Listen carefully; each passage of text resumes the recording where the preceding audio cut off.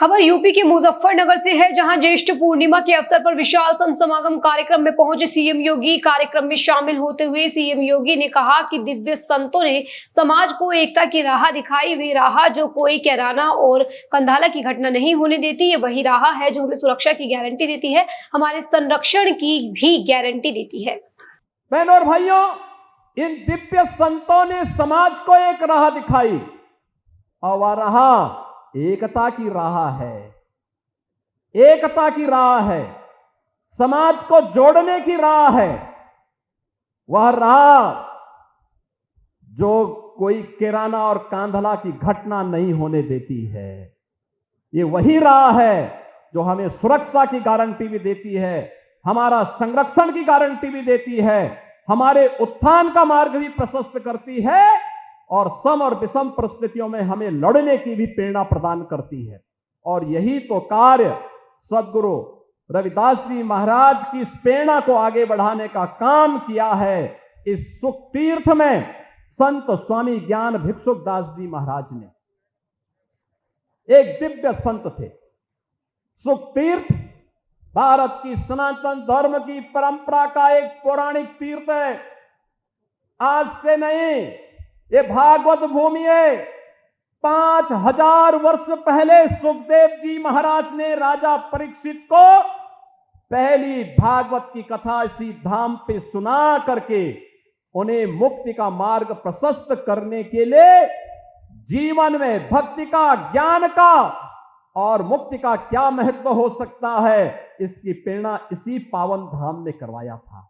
खबर मंगलौर हरिद्वार से है, जहां एक तरफ तो भीषण गर्मी का प्रकोप, उसके ऊपर बिजली के सितम से परेशान मंगलौर की जनता ने अब विद्युत विभाग के खिलाफ मोर्चा खोल दिया है। और मंगलौर के मोहल्ला पठानपुर के लोगों ने आज विद्युत विभाग के अधिकारियों पर उद्योगपतियों को बिजली बेचने के आरोप लगाते हुए कहा कि पिछले कई दिनों से जैसे ही गर्मी बढ़ी है, वैसे ही बिजली व्यवस्था पूरी तरह चकनाचूर हो गई है।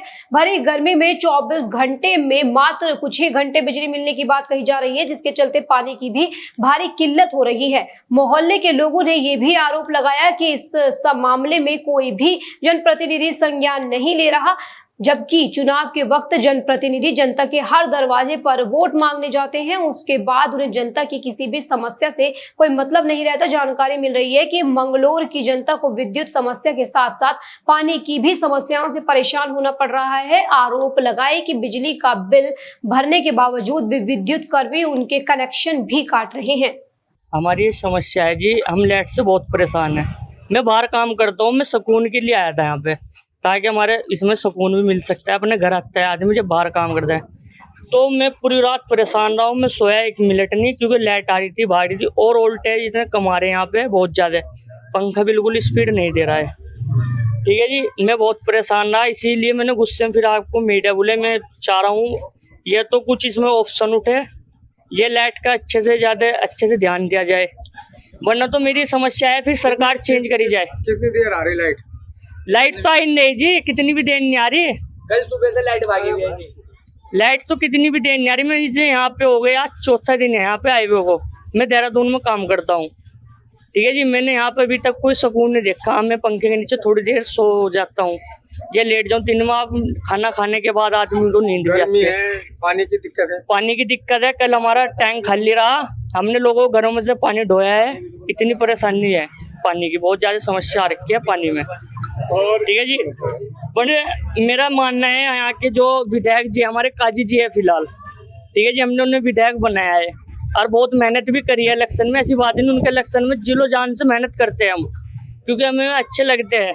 तो काजी से बात करी आपने? मैंने काजी से कोई बात नहीं करी। और काजी को एक बात ये भी है, जैसे इलेक्शन आते हैं ये गलियों में घूमते हैं, मीमरी करते हैं, तो काजी को क्या इन्होंने देख रहा, हाँ भाई मेरी जनता परेशान हो रही है, मैं उनसे मिलूँ जाके या उनके इलाके में जाऊँ। वोटिंग के टाइम पे क्यों आते हैं, वोटिंग के बाद भी आके देखे ना, मेरी जनता परेशान है। सर अभी हमने एक अधिकारी बात कर रहा था बिजली विभाग का ही, ये बोल रहा था, कहने का मंगलौर का आदमी बिल नहीं जमा करते इसलिए लाइट की दिक्कत हो। तो एक बात सुनो, तो मान लो जो बिल नहीं जमा करता, एक बात मानने की, तो विजिलेंस के पास प्रशासन भी है, सरकार भी है, उन्हें खिलाफ एक्शन क्यों नहीं लेते? और उनका ये भी कहना है बिजली चोरी करते हैं। अब जब तुम्हें पता है बिजली चोरी करते हैं, चोरी भी तुम ही करवाते हो। जब पैसा लेते हैं, जो यहाँ से लाइनमैन है, जो वर्कर है, सब सिस्टम में बताते हैं यहाँ के लोगों को। हम तो करते नहीं। हमारे तो देखो 9 फरवरी को बिल जमा करा 7656 रुपये का, 2 बजे और 3 बजे मीटर काट गए। क्या फिर ये अंधा कानून हो रहा है? बिल्कुल। ये 3 बजे क्यों लाइट काटी जब मैंने 2:32 में बिल जमा करा? अधिकारी शिकायत की, कोई नहीं सुनता। बिजली विभाग में गया मैं। खबर बुलंदशहर से है, जहां पथवारी मंदिर पर मूर्ति को खंडित किया गया, जिसके बाद स्थानीय लोगों में आक्रोश देखा गया। स्थानीय पुलिस सीसीटीवी खंगालकर मामले की जांच पड़ताल में जुट गई है। मंदिर से लोगों की आस्था जुड़ी हुई है। स्थानीय सभी लोग मंदिर में पूजा अर्चना करने के लिए जाते हैं। बताया जा रहा है कि किसी अराजक तत्व की ओर से मूर्ति को खंडित किया गया। स्थानीय लोगों की मांग है कि मूर्ति खंडित करने वाले पर कठोर कार्रवाई की जाए। थाना खुर्जानगर कोतवाली क्षेत्र के जंक्शन रोड पर स्थित देवी माता मंदिर की घटना है।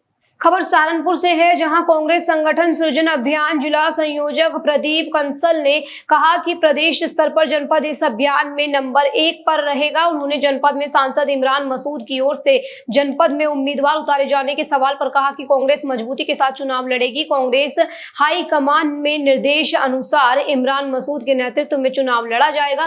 जिला संयोजक प्रदीप कंसल संगठन सृजन अभियान के तहत समीक्षा के लिए पहुंचे थे। उन्होंने दावा करते हुए कहा कि संगठन सृजन अभियान में कांग्रेस मजबूती के साथ लगी हुई है और बूथ स्तर कार्यकर्ताओं तक ये अभियान पहुंचाया जा रहा है, जिसके बल पर पूरे प्रदेश में संगठन मजबूत किया जाएगा। सवाल के जवाब में उन्होंने कहा कि कांग्रेस हाईकमान के निर्देश अनुसार ही 2027 का विधानसभा चुनाव सांसद इमरान मसूद के नेतृत्व में लड़ाया जाएगा।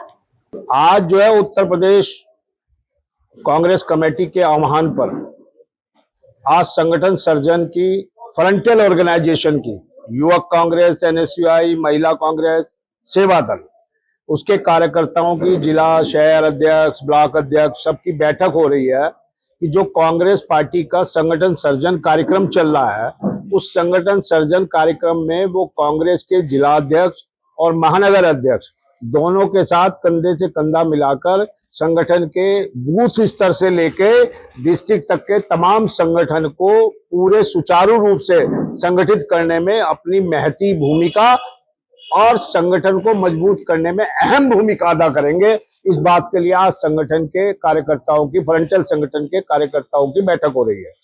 मेरे साथ जो है फ्रंटल संगठन के प्रभारी और मेरे साथ कोऑर्डिनेटर अब्दुल्ला आरिफ साहब भी मेरे साथ हैं। वो आज इन्हें सबको हम दोनों मिलके आज इसको जो है इन्हें उत्साहित करने के लिए, इन्हें एक मार्गदर्शन देने के लिए, एक इन्हें दिशा निर्देश देने के लिए आज हम यहाँ इकट्ठे हुए हैं। पार्टी ने 17 तारीख में बैठक बुलाई थी लखनऊ में। उस लखनऊ में पूरे प्रदेश के अंदर संगठन सर्जन अभियान का कार्यक्रम चालू हुआ था। उसमें हमें प्रभारी बना करके भेजा था। मेरे साथ प्रदीप भाई हैं और मैं। हमने आज जब पहली मीटिंग सहारनपुर में की थी तो वहाँ आदरणीय इमरान मसूद साहब यहाँ के सांसद वहाँ भी मौजूद थे और सीधा स्पष्ट एक संदेश था कि संगठन को मजबूत करना है, चाहे उसमें फ्रंटल हो, हमारी कितने भी फ्रंटल हो, उसमें सब में पदाधिकारियों को और उनकी कमेटियों को चयनित करना है, जिससे कि गांव-गांव तक और बूथ हमारा मजबूत हो सके और गांव-गांव तक हमारा कार्यकर्ता पहुंच सके।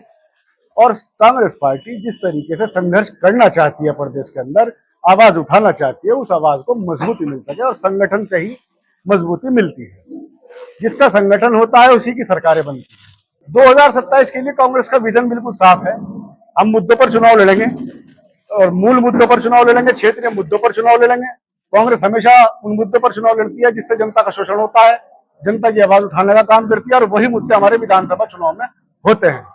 खबर बुलंदशहर से है, जहां देशी शराब के ठेकों पर सुबह से ही शराब बेची जा रही है। 75 रुपए का पौवा भी 100 रुपए में बेचा जा रहा है। सुबह से शराब बिक्री का वीडियो सोशल मीडिया पर वायरल हो रहा है। जानकारी मिल रही है कि आबकारी विभाग की मिली भगत के चलते सुबह से शराब बेची जा रही है। सुबह से ही शराब का बेचा जाना लोगों की जान से खिलवाड़ है। थाना खुर्जानगर कोतवाली क्षेत्र के जेवर अड्डा का ये मामला बताया जा रहा है। चलिए खबरों में आगे बढ़ते हैं और अब बात करते हैं उत्तर प्रदेश में भीषण गर्मी का सिलसिला जारी है। कई जिलों में लू का अलर्ट भी जारी किया गया है। प्रदेश में आने वाले दिनों में मौसम कुछ बदल सकता है। मौसम विभाग की माने तो अधिकतम और न्यूनतम तापमान में अगले 2 दिनों में दौरान तापमान में कोई बड़ा परिवर्तन होने की संभावना नहीं है। प्रदेश में भीषण गर्मी और लू के बीच 11 जून से थोड़ी राहत मिलना शुरू हो जाएगी। खबर उत्तराखंड से है, जहां पर्वतीय क्षेत्रों से लेकर मैदानी जिलों तक चटक धूप निकलने के कारण मौसम शुष्क बना हुआ है और पारा भी चढ़ने लगा है। सूरज के तल्लख तेवर लोगों के पसीने छुटा रहे हैं। मैदानी क्षेत्रों में तापमान में एकाएक जबरदस्त बढ़ोतरी हुई है।